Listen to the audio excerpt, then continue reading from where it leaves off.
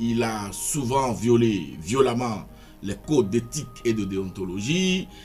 Il s'est métamorphosé entre-temps, confondant les rôles, portant plusieurs casquettes.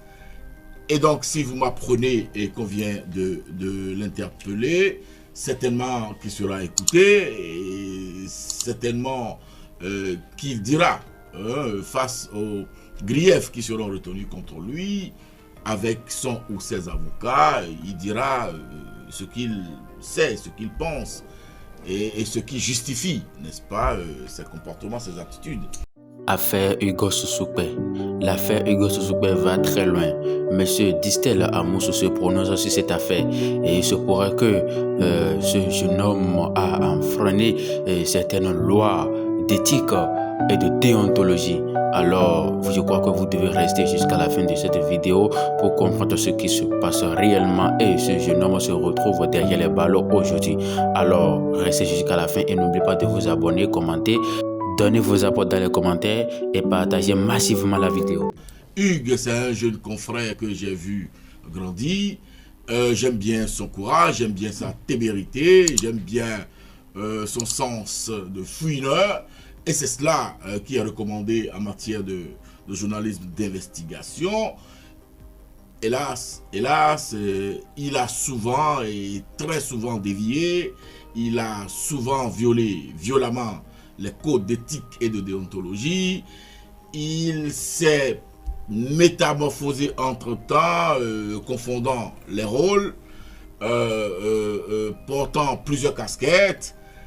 Et donc, si vous m'apprenez et qu'on vient de l'interpeller, certainement qu'il sera écouté et certainement qu'il dira face aux griefs qui seront retenus contre lui, avec son ou ses avocats, il dira ce qu'il sait, ce qu'il pense et ce qui justifie, n'est-ce pas, ses comportements, ses attitudes. Merci à vous. Et notamment ses postures.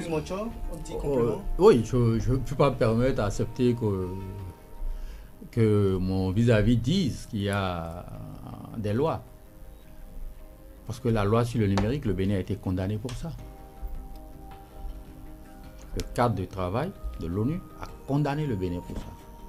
La communauté internationale a condamné le Bénin pour ça. Le Bénin a promis toiletter ces lois. Parce que, oui, si la loi elle n'est valable que pour les opposants au régime en place, ce n'est plus une loi. On parle de qu'il a été arrêté, tout ça là, qu'il a dévié, comme l'a dit tout là, il n'a pas dévié. Il dénonce. Quand le ministre Akpona a dénoncé, il est de votre parti. Est-ce qu'on a eu le kidnappé et on l'a mis en prison? Non. On n'a pas vu ça. Mais lorsque c'est des opposants, qui dénoncent, voilà, on les kidnappe. Parce que la loi n'est vérifiable, n'est vrai que pour nous, mais pour eux, non. Quand le commandant Thévo Idré a dénoncé un complot de coup d'État dans ce pays, au contraire, on l'a protégé. D'accord? On l'a promu. On n'est pas allé le kidnapper pour le mettre en prison. Donc, il va falloir que nous comprenions ce qu'on est en train de dire. Le Parti des démocrates a déposé 3 lois, les 3 lois pour lesquelles on a été condamné. Et je me permets de vous les citer. C'est le code pénal, c'est le code sur la loi sur l'embauche et le code numérique. Nous avons proposé de toiletter les lanceurs d'alerte partout au monde. Et ils doivent lancer des alertes. Quand on veut lutter, on dit un pays veut lutter contre la corruption, il faut des lanceurs d'alerte. Mais aujourd'hui, au Bénin, la première victime est d'avoir dénoncé un fait d'une dénonciation, c'est le ministre Djenantin, qui a été condamné fermement. Parce qu'on l'a accusé d'avoir publié des documents administratifs. Au nom d'une loi qui se permet de poursuivre le truc, alors qu'on dit qu'on fait le combat contre la corruption. Comment voulez-vous faire un combat contre la corruption lorsque les gens dénoncent, on les fout en prison? C'est pas normal. Alors, il y a un mélange. Il y a un mélange.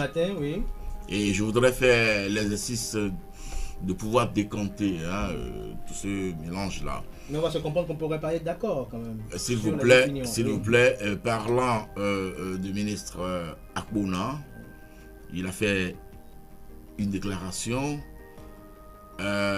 Celui qui s'est senti visé à travers ses propos, notamment le ministre Adambi, qui est aussi un camarade à nous, a fait ce qu'il a pensé nécessaire, utile de faire pour laver son honneur.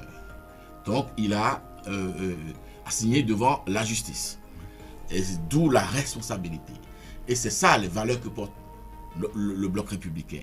Vous êtes libre de faire les dénonciations, de lancer les alertes, de dire ce que vous voulez, quelle que soit la gravité, mais nous vous invitons, nous vous convions à en répondre en toute responsabilité. Donc c'est ça pour ce qui concerne Akpona. Il ne s'agit pas d'aller le kidnapper. Ah, mais nous on kidnappe les gens qui dénoncent. S'il vous plaît, s'il vous plaît. On va s'écouter. S'il vous plaît. Akpona, monsieur Akpona n'a pas fui le territoire national, il est resté. Et donc on n'a pas eu de besoin d'aller le rechercher. Lorsque vous jetez de l'opprobre sur d'honnêtes citoyens, lorsque vous vilipendez un État, que vous traînez dans la gadoue et que vous fuyez, vous mettez à l'abri, vous rendez invisible, comme le dirait l'autre, eh bien l'État a le pouvoir, le dispositif nécessaire de vous rendre visible et d'aller vous chercher. C'est ça que vous appelez kidnapping. Arrêtez de pousser les jeunes à cette posture. Arrêtez de pousser les jeunes à ces faits. Rendez les jeunes responsables, formez-les, dignes, droits dans leurs bottes, qu'ils dénoncent. Qu'ils dénoncent droit dans les yeux, droit dans leurs bottes, mais qu'ils en répondent. Voyez-vous. Merci à vous, Distella Moussou. On va passer quand même à ce qui nous réunit ce matin. On va parler de la réforme du système partisan et du code électoral, puisque ce sont quand même les deux enjeux qui concouriront pour 2026. Réforme du système partisan, laquelle réforme a réorganisé le paysage politique béninois. Vous avez suivi, comme bien d'autres, notamment les récents événements entre le PRD et l'UP, le Renouveau. Aujourd'hui, c'est un acteur politique pas des moindres, Gagnou Soglo, qui monte au créneau pour annoncer son ambition de faire renaître la renaissance du Bénin. Alors dites-nous, Francis Moïmochol interroge l'acteur politique, quels sont vos ressentis suite à cette annonce et pour vous, quelle est la conséquence sur la réforme du système partisan? Merci, M. Kader. Que le parti La Renaissance du Bénin, qui est un grand parti, décide de renaître, c'est ce qui est souhaité. Il dit que c'est un vœu cher de sa mère lorsqu'elle mourait dans ses bras. Évidemment. Donc, que le parti renaisse, le parti fera ses conditions. Là, il y a un problème qui se pose. La réforme du système partisan portée par le président de la République, si vous lui posez la question, il vous dira que c'est un échec. Ah bon? S'il dit le contraire, c'est qu'il se ment à lui-même. C'est un échec. On ne fait pas une réforme où on menace